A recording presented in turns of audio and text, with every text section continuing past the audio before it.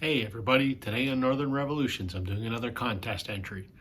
JT's Record Room is holding a contest to celebrate his reaching 1,000 subs.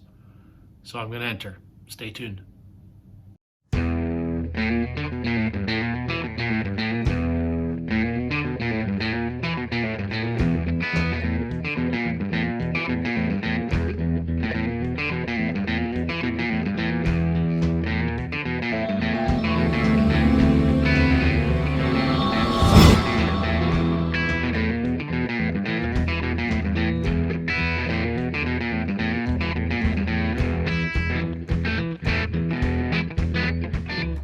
Hey violent community, welcome to Northern Revolutions. I'm Rob. Welcome back if you're returning. Welcome if you're new. Today I'm doing a contest entry. I like when channels in the VC do contests. They're a fun way to sort of network with other channels and get exposure to people you may not have watched before. And the other thing that's nice about it is you get to sort of show some records that maybe haven't fit into some of the videos that you've made yourself. So it's kind of a nice idea. On that note, JT's Record Room, which is a channel I've watched for a while, since even before I became a channel maker, content creator, whatever you want to call us. I've watched his videos for a while and I really enjoy his channel. So I mean, no brainer when I saw that he was doing 1,000 subs contest that I would enter. Congratulations, by the way, JT. 1,000 subscribers is a big milestone. I look forward to hopefully getting there someday myself. So before I get into my contest entry, if everyone could please give me a like, I would appreciate that. It's certainly, the more likes helps my videos get shown to a broader audience on YouTube. For those of you that are already subscribers, thank you very much. For those that haven't, please consider subscribing. I upload content a couple times a week.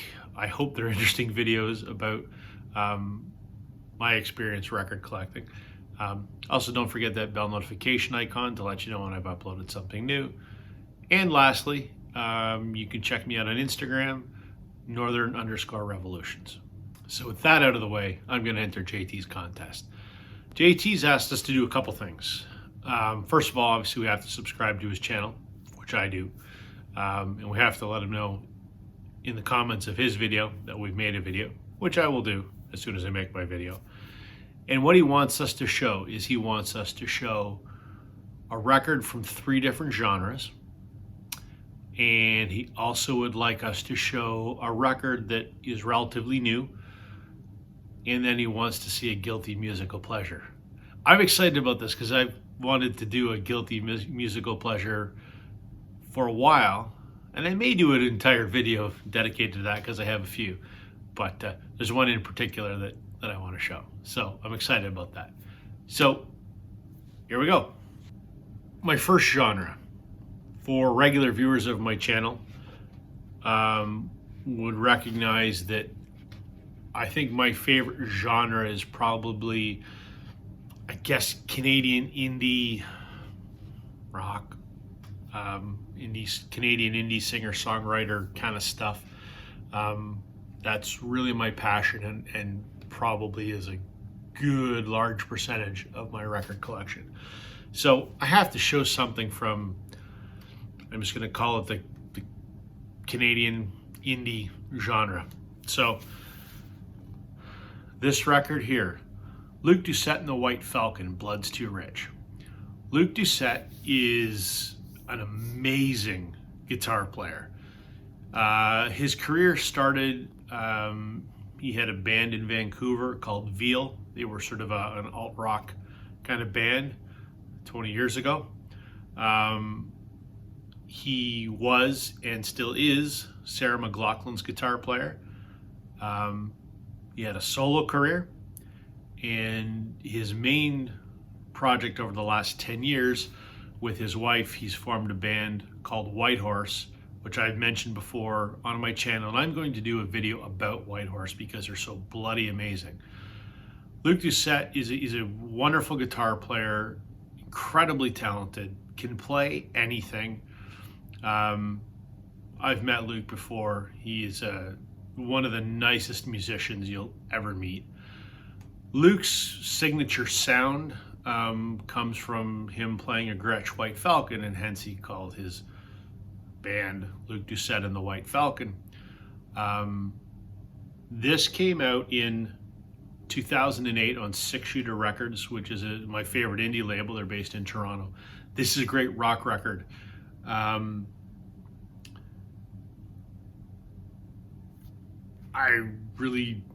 wish I could play it, but I don't want the copyright police to give me a slap on the wrist. But check him out on YouTube. Check him out. He's probably on Spotify or Bandcamp or whatever. But there are some fantastic songs in here. Of note, there's another Canadian band I've mentioned before, and I know JT knows who they are, Blue Rodeo. The frontman of Blue Rodeo, Jim Cuddy, appears on this record doing some background vocals on a few songs. There's an amazing song in here, if I could recommend anything. First Day in the New Hometown. It's just such a wicked song.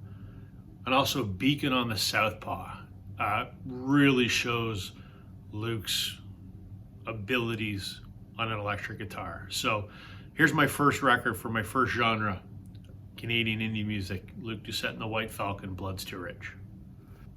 The second genre I'm going to show is one that I don't have a lot of.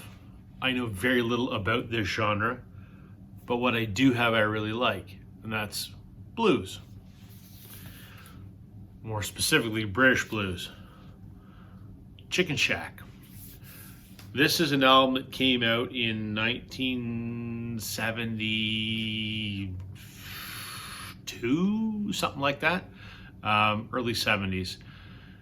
So Chicken Shack is Stan Webb, essentially. Most people will know Chicken Shack as it relates to Fleetwood Mac. For Chicken Shack's first two records, their keyboard player was a woman named Christine Perfect, who would go on to become Christine McVie when she married John McVie, and, songwriter, keyboard player, vocalist for Fleetwood Mac since the very early 70s. This is not an album she plays on. This is actually her fifth album, which is called Imagination Lady. This is actually an original pressing. I love this record. Now, I got into Chicken Shack because my dad was a Fleetwood Mac fan, and then he was a Chicken Shack fan because of Christine McVie, and that's how I heard of Fleetwood Mac. And that's how I heard of Chicken Shack. If I Were a Carpenter is the song that I love off of this record. So yeah, this is my British blues album, Chicken Shack, Imagination Lady.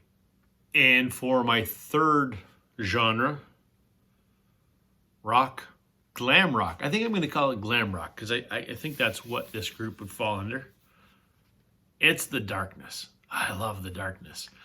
I have almost all the Darkness records except for my two favorite. I do not have Permission to Land, which is their best. I have it on picture disc, but I don't really count that. I did a video on my top 10 records I wish I had, and Permission to Land is one of them because it's hard to find and it's expensive. And the follow-up to that, which was One Way Ticket to Hell and Back, is also expensive. I don't know if that one. I have the rest of their albums. So I picked this one, which is called Easter is Canceled because, well, today is Easter Monday. So there we go. Not my favorite Darkness record, but I still love it. I love The Darkness. They're wonderful in their absurdity. I mean, some people think they're a joke, and I don't know that they take themselves too seriously, but they make fun of and pay homage to that sort of outrageous glam rock genre. And I think they're wonderful. I love Justin Hawkins. He has an amazing YouTube channel, by the way. So my Darkness record, Easter is Canceled. So that's the first thing that JT has asked us to do, one record from three different genres. The next task we have to do is show a newer record. I don't think I've shown this one before, so I'm going to show it.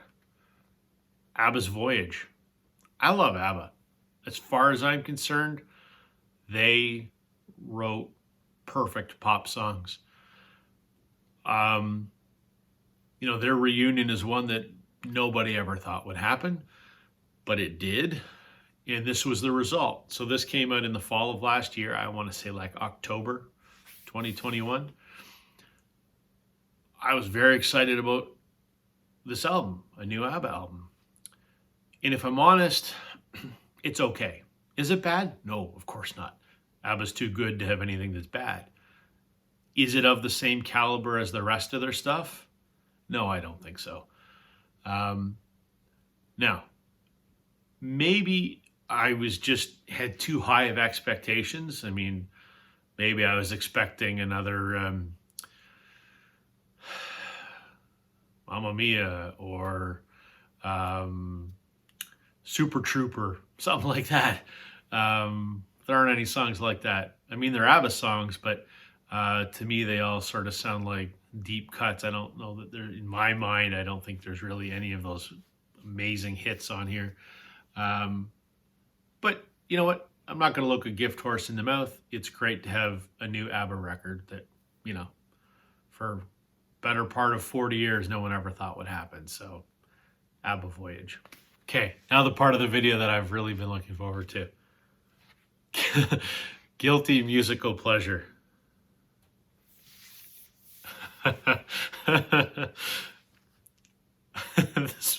The Spice Girls, and in particular, Wannabe. I was getting into music in the mid-90s. I was a teenager in the 90s, and I was getting into music in the 90s. So while all my friends were listening to, Nirvana and Pearl Jam and, whatever else, I was listening to the Beatles and Fleetwood Mac and the band. But I was also listening to the Spice Girls because this came out in 1996 when I was a teenage boy. And these are the Spice Girls, So, is it good music? No. Is it fun music? Absolutely. The video for Wannabe and the song Wannabe itself is, damn it, it's awesome. It's a fantastic earworm. It's just a fun song, and it takes me back to, Spice Girl mania from the mid-90s. And every time I hear this song or stumble across it on YouTube or, put this record. I mean, I bought this record for a reason because it's such a great guilty musical pleasure. And I'm not ashamed to admit I love the Spice Girls. So there you go. So there you go, JT. There's my contest entry. Again, congratulations on reaching 1,000 subs. That's fantastic. We'll continue to support your channel. I think you do a fantastic job. Anyway, that's it for me today, everybody. Catch you on the flip side.